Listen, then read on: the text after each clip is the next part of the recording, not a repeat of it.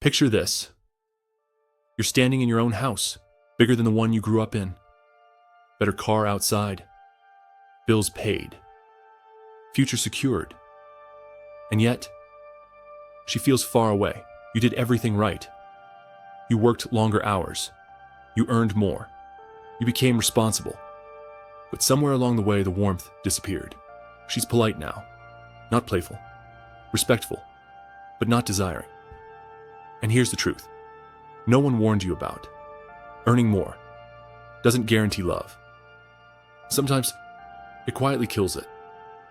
My friend, every woman is hardwired for attraction before attachment. That's not an opinion. That's biology. Provision creates security. But desire lives somewhere else in the brain.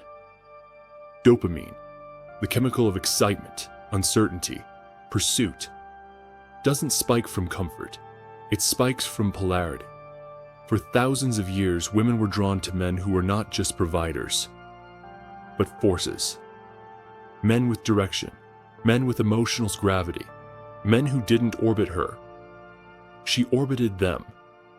When stability replaces polarity, attraction doesn't grow.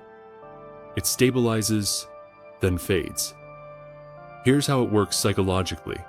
You earn more, you invest more, you try harder, you explain more, you tolerate more. Your nervous system shifts into maintenance mode. Predictable, safe, contained. Meanwhile, her brain chemistry changes. Less dopamine, more familiarity, less mystery. Case study 1. A man doubles his income, buys a new home. She says you're never present anymore. Case study 2. Another man supports her dreams completely. She starts saying, I feel like something's missing. What's missing is emotional polarity. You've seen the signs. She criticizes small things. She scrolls her phone in silence. Intimacy becomes scheduled, transactional. She says she wants space. Or worse, I don't need anyone. Brother, that's not independence. That's disengagement. Every man who loses desire hears the same lie. It's just stress. No, it's a shift in perceived value. Modern culture trained you to be productive, not powerful.